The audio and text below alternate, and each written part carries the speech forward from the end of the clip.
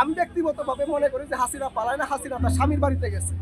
আপনার স্বামীর বাড়িতে আসেন, সেখানে সুখের সাথে ঘর সংসার করতেছে, সেখানেই থাকবে। তারা আগের দিন রাতে গরু ছাগল চুরি করে এসে তারা তারপর জবাই করে তারা শোক দিবস পালন করে। শোনেন, একটা দিনে একজন মানুষের মৃত্যু হতে পারে, জন্ম হতে পারে, কথার কথা। আজকের দিন আমি মৃত্যুবরণ করলাম, অন্য আরেকটা মানুষ কি সে জন্মগ্রহণ করতে পারে না?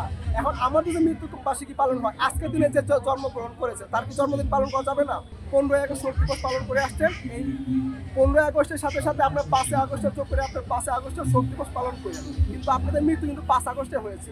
আপনাদের মিডিয়ার মাধ্যমে আমরা দেখেছি যে বিভিন্ন জায়গায় তারা আগের দিন রাতে গরু ছাগল চুরি করে এসে তারা তারপর জবাই করে তারা শোক দিবস পালন করে, এবং সেই খাবার কিন্তু এই গরিবদেরকে কম দেয়। তারা ওই যে আওয়ামী লীগের যে নেতা কর্মী আছে, পাতি নেতা, সাথী নেতা, পাতি নেতা, তারাই কিন্তু সেটা ভাবি বাটোয়ারা খেত এবং বাসা বাড়িতে নিয়ে যেত।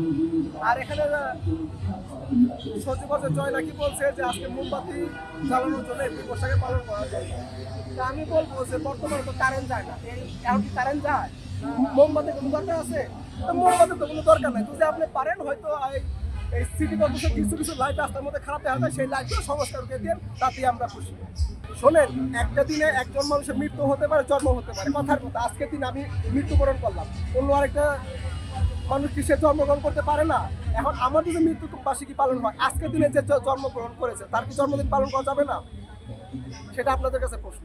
হ্যাঁ, আওয়ামী লীগের নেতা, আওয়ামী লীগের ভাই বোনদেরকে বলবো, দেখেন যে আপনারা তো অতীতে দীর্ঘদিন ধরে আপনারা এই 15ই আগস্ট শোক দিবস পালন করে আসছেন, এই 15ই আগস্টের সাথে সাথে আপনার 5ই আগস্টের চোখ করে আপনার 5ই আগস্টের শোক দিবস পালন করেন, কিন্তু আপনাদের মৃত্যু কিন্তু 5 আগস্টে হয়েছে।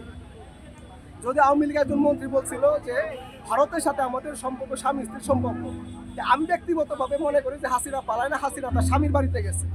আপনার স্বামীর বাড়িতে আসেন, সেখানে সুখের সাথে ঘর সংসার করতেছে, সেখানেই থাকবে।